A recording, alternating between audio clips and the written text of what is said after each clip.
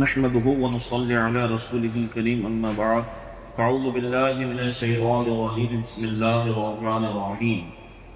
إن الله وملائكته يصلون على النبي يا أيها الذين آمنوا صلوا عليه وسلموا تسليما اللهم صل على سيدنا ومولانا محمد وعلى آل سيدنا محمد كما تحب وترضى بأن تصلي عليه الصلاة والسلام عليك يا رسول الله صلى الله عليه وسلم. گزشتہ نشست میں ہم نے امام مسلم رضی اللہ تعالی عنہ کے تعلق سے سماعت کیا ہوا کہ امام اعظم مقام رضی اللہ تعالی عنہ کے حکم پر حضرت امام مسلم بن عقیل رضی اللہ تعالی عنہ کوفہ کے سرزمین پر تشریف لائے تو اہل کوفہ کے لوگوں نے امام مسلم رضی اللہ تعالی عنہ کے ہاتھوں پر تقریباً 40,000 لوگوں نے بیعت کی تھی، لیکن پھر یزید کے حکم سے وہاں کے جو گورنر تھے نعمان بن بشیر، انہیں معزول کر کے ابن زیاد بدنہاد کو وہاں کا حاکم مقرر کر دیا گیا. تو پھر اس نے اپنے ظلم و ستم کی داستان شروع کی اور پھر اس نے امام مسلم رضی اللہ تعالی عنہ کے تعلق سے یہ کہا کہ جس کسی نے بھی امام مسلم کو پناہ دی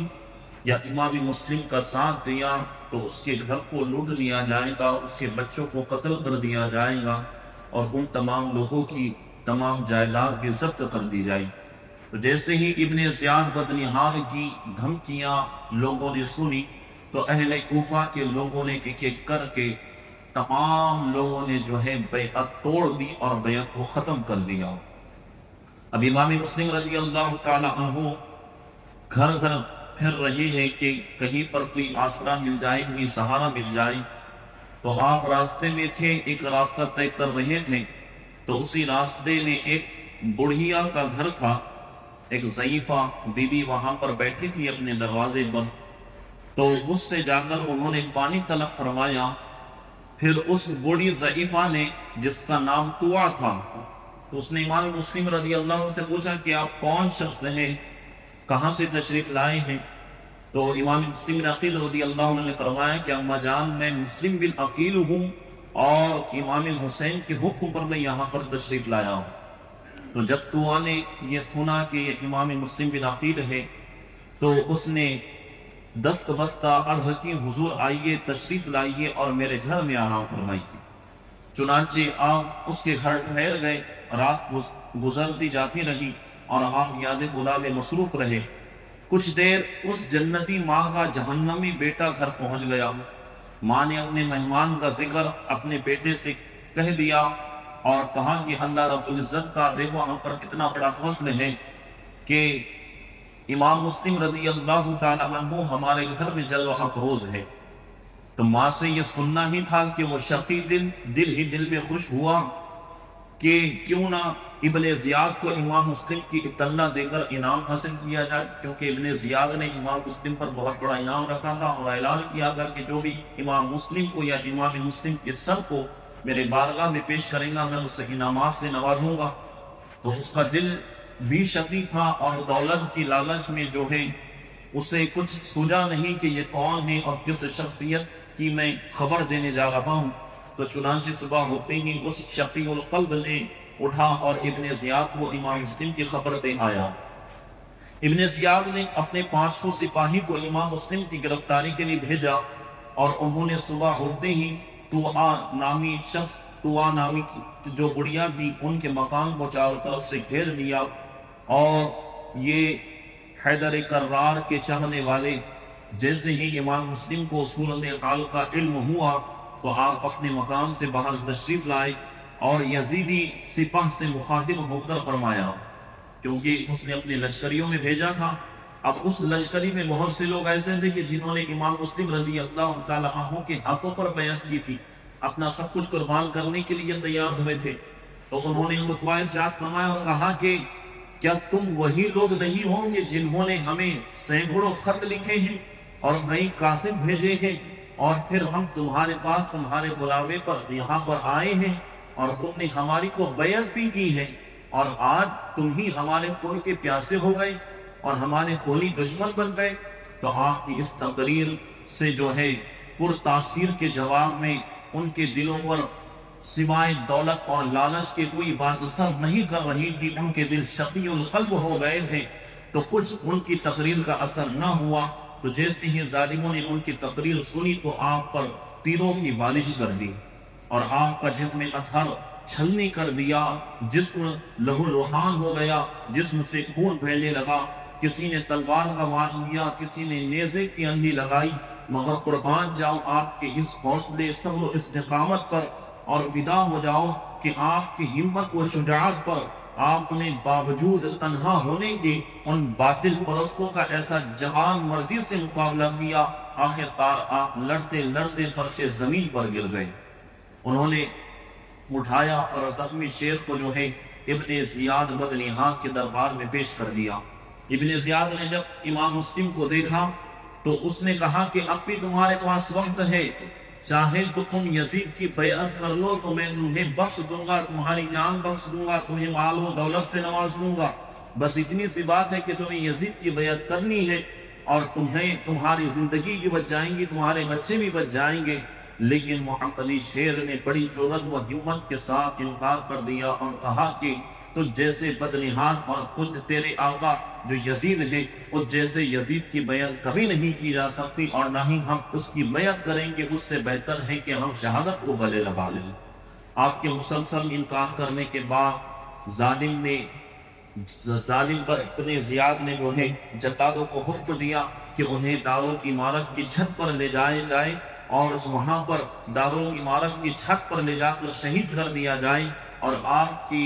لاش مبارک کو جو ہے اوپر سے زمین کی طرف پھینک دیا جائے تاکہ لوگوں کے لیے بھی یہ عبرت کا نشان ہو جائے۔ چنانچہ جلاد نے آپ کو دارالعمارت کی چھت پر لے گیا، جلادوں نے آپ کو شہید کرنے کا ارادہ کیا تو آپ نے فرمایا کہ مجھے شہید کرنے سے پہلے میری چند وصیتیں سن لو، کہ پہلی یہ کہ میں نے فلاں شخص کا قرضہ دینا ہے تو میری ایک زرہ ہے اسے بیچ کر میرا قرض اتار دینا، دوسری وصیت یہ کہ میں نے اپنے بھائی امام حسین رضی اللہ تعالیٰ عنہ کو خط لکھ چکا ہوں کہ کوفہ تشریف لائے اور کوفہ کے حالات بہتر ہیں۔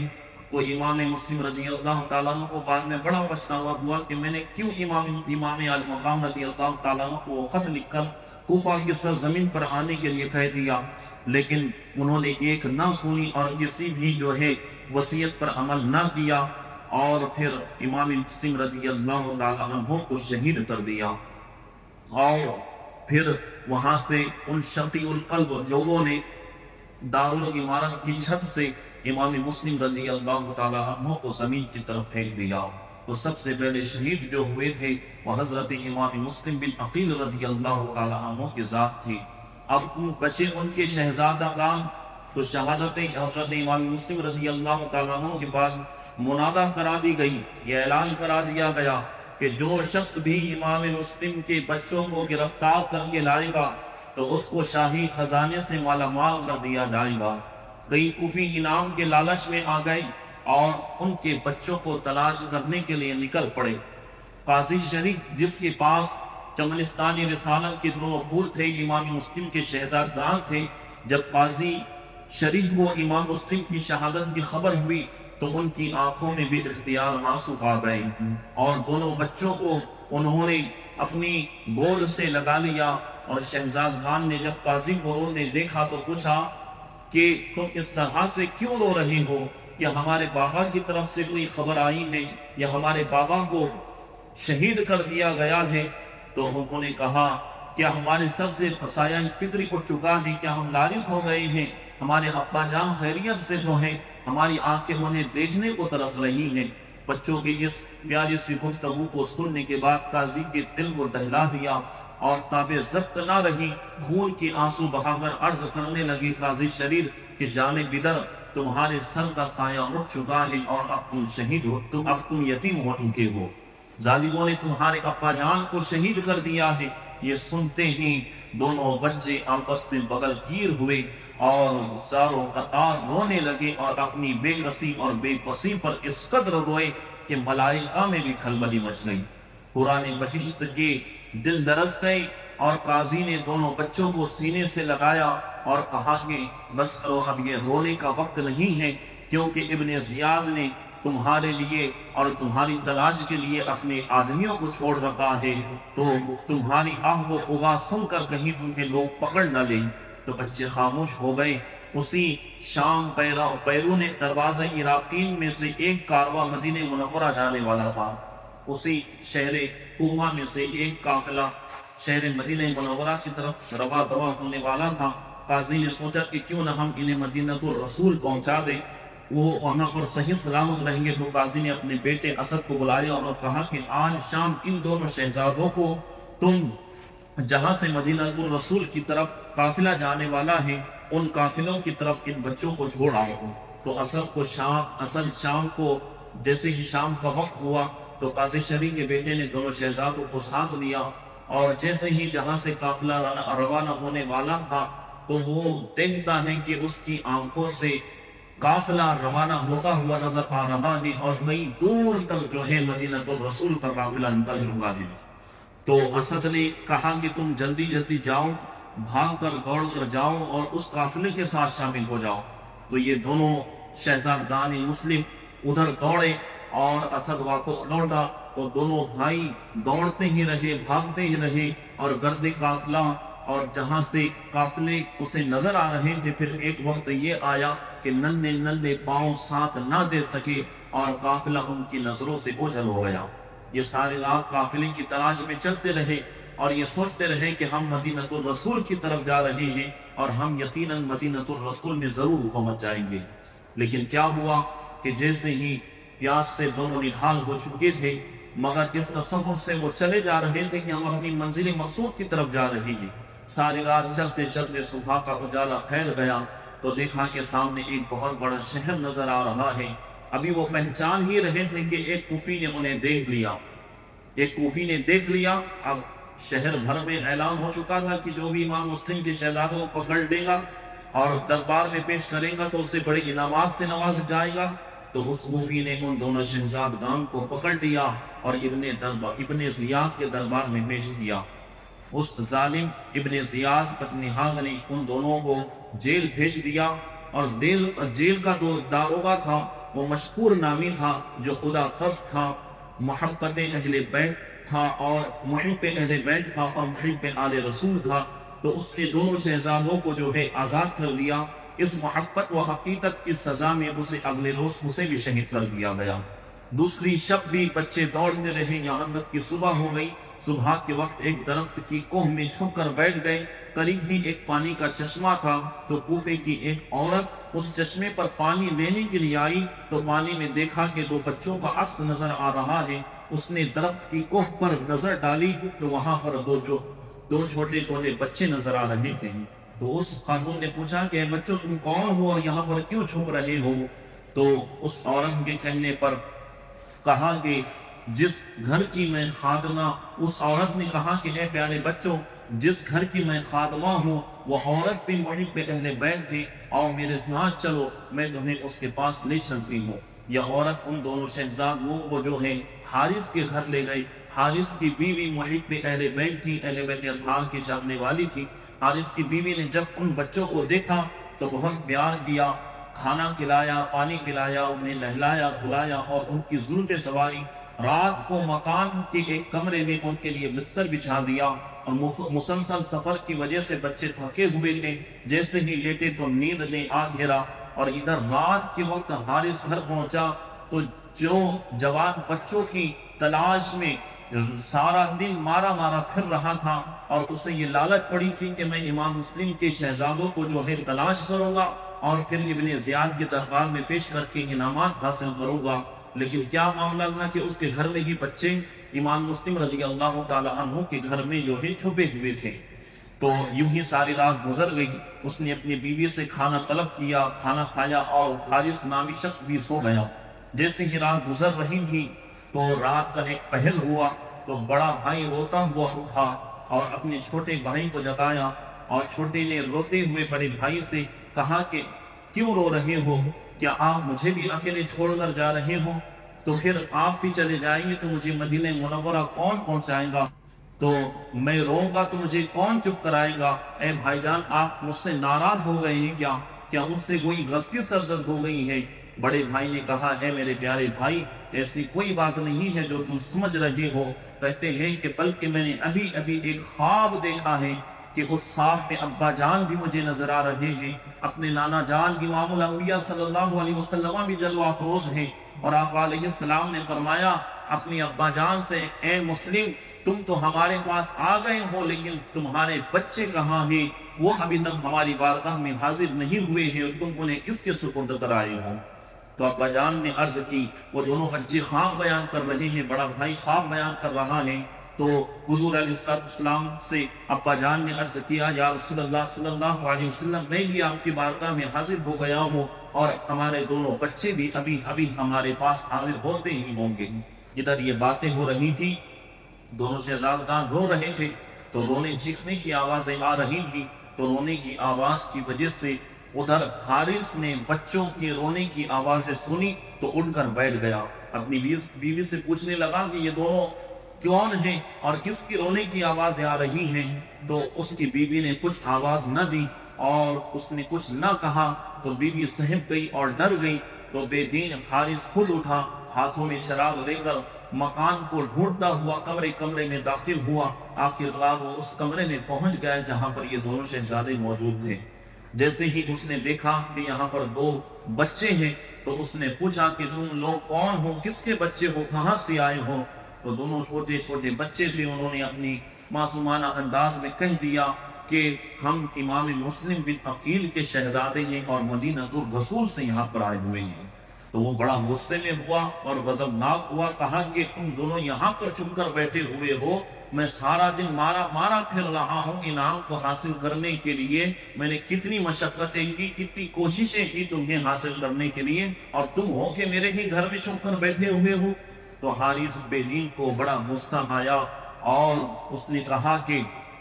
تم ہمارے گھر سے نکل جاؤ، اور اس نے جو ہے پھر غضبناک آواز سے بچوں کو اپنی طرف بلایا، تو ایک شاعر نے اسے اپنے الفاظ میں یوں قلم بند کیا ہے، قتل کے خوف سے انہیں نہ علی کے پیارے، اس توقف پہ ستم کرنے تماچے مارے، اور دست بے داد سے ایک بھائی کا بازو کھینچا، دوسرے بھائی کا ایک ہاتھ سے گیسو کھینچا اس طرح کے پرسے ہوئے کرتے سارے، اور کوہ کے بل گر پڑے وہ برج شرق کے ستارے، یا حسین ابن علی ایک نے بسط یاس کہا، دوسرے بھائی نے یا حضرت عباس کہا۔ بے دین و بے رحم حارث نے ان پھول جیسے بچوں کے چہروں پر تماچے مارنا شروع کیا اور انہیں گھسیٹتا ہوا مکان سے باہر لے آیا۔ جب عورت نے خاوند کی یہ حرکت اور بے رحمی دیکھی تو تڑپ کر رہ گئی اور شوہر کے قدموں میں اپنے سر کو رکھ لیا اور روتی ہوئی کہنے لگی کہ اے ظالم، یہ چغلستان اہل بیت ہے، نبی کے گھر والے ہیں، پھول جیسے بچے ہیں، ان پر رحم کر اور ان پر ظلم و ستم نہ ڈھا۔ لیکن کیا آخرکار اس کے دل میں شقاوت بیٹھ گئی تھی، پیسے کی لالچ بیٹھ گئی تھی، تو حارث کی بیوی بچوں کو بچانے کے لیے جو کچھ بھی کر سکتی تھی اس نے کیا، لیکن اس نے ہر طرح سے کوشش کی کہ کسی طرح سے بچوں کو بچایا جا سکے، لیکن آخرکار وہ کامیاب نہ ہو سکی۔ بدبخت نے انہوں بچوں کو فرات کے کنارے لے گیا، پھر خبیث نے تلوار کھینچی اور گلشن محمدی کے دونوں پھولوں کی طرف بڑھا۔ جب شہزادوں کی طرف اس نے تلوار کھینچی تو ابو مسلم یاد آ گئے، ماں کا پیار یاد آ گیا، اور دونوں بچے کہنے لگے ہے ابا جان ہمیں ظالم شہید کرنے کو تیار ہو چکا ہے۔ پھر حارث سے کہنے لگے کہ ہمارے یتیمی اور غریبی پر رحم کرو اور ہماری بے کسی پر ترس کھاؤ، ارے بد نصیب ہماری عاجزی و بے کسی پر نظر کر۔ وہ کہنے لگا کہ میرے دل میں رحم نام کی کوئی چیز نہیں ہے۔ پھر وہ چھوٹے صاحبزادے کا سر کاٹنے کے لیے آگے بڑھا تو بڑے بھائی نے عرض کی، منت کی کہ بڑے بھائی نے قاتل کی یہ منت اس آن، سر میرا پہلے قلم کر لو تو ہوگا بڑا احسان، شوق سے مجھے ہر صدمہ و ایزا دکھلا، ورنہ ننھے بھائی کا مجھے ننھا سا لاشا دکھلا۔ آخرکار اس لعین بے دین نے جیسے ہی چھوٹے بھائی کی طرف پڑھنے لگا تھا تو بڑے بھائی نے کہا نہیں اسے قتل نہ کرو بلکہ مجھے پہلے قتل کرو۔ تو جیسے ہی اس نے بڑے بھائی کی آواز سنی تو بڑے بھائی کی طرف وہ بدلعین اور لعنتی شخص حارث نام کا وہ گلشن محمدی کو کاٹنے کے لیے آگے بڑھا اور اپنی تلوار سے امام مسلم رضی اللہ تعالیٰ عنہ کے بڑے شہزادے کو جو ہے ان کا سر قلم کر دیا، اور پھر ان کے بعد جو ہے چھوٹے بھائی کو بھی شہید کر دیا، اور پھر جیسا ہی دونوں کو شہید کر دیا تو پھر بدر اس نے ابن زیاد کی بارگاہ میں حاضر ہو کر جو ہے دونوں کے شہزادوں کے سروں کو لے کر امام ابن زیاد کی بارگاہ میں گیا اور اپنا انعام حاصل کیا۔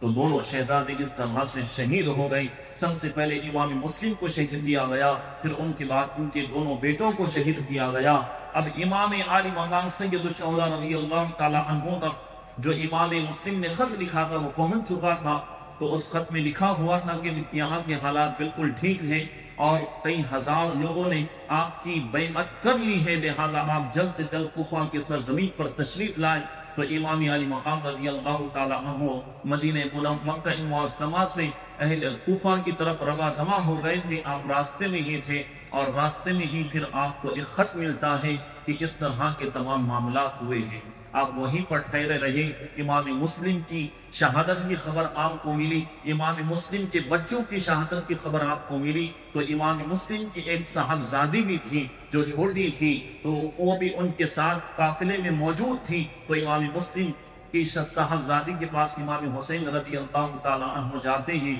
آپ کی آنکھوں میں آنسو ہیں اور بڑی اسے پیار بھری نگاہ سے دیکھ رہے ہیں۔ تو امام مسلم کی شہزادی کہتی ہے کہ چچا جان آخر بار کیا معاملہ ہے، آپ مجھے اس نظر سے کیوں دیکھ رہے ہیں، میرے ابا جان کہاں ہیں، میرے بھائی کہاں ہیں؟ تو انہوں نے کہا کہ آج سے میں ہی تمہارا چچا بھی ہوں اور آج سے میں ہی تمہارا باپ بھی ہوں، تمہارے والد کو شہید کر دیا گیا۔ جیسے یہ خبر اس چھوٹی سی بچی نے سنی تو بہت آہ و بکا کرنے لگی، زاروں پتہ ہونے لگی۔ تو یہ ان اہل بیت اطہار کی قربانیاں ہیں جنہوں نے راہ حق، علم جہاد اور علم حق کو بلند کرنے کے لیے اپنی بھی قربانی دے دی، اپنے جان کی بھی قربانی دے دی، اپنے مال تن دھن اور یہاں تک کہ اپنی چھوٹی چھوٹی اولادوں کی بھی قربانی دے دی، لیکن کبھی ظالم کے سامنے اپنے سر کو نہ جھکایا۔ تو یہ ان شہداء کربلا کی قربانیاں ہیں۔ ہمیں چاہیے کہ ہم ان شہداء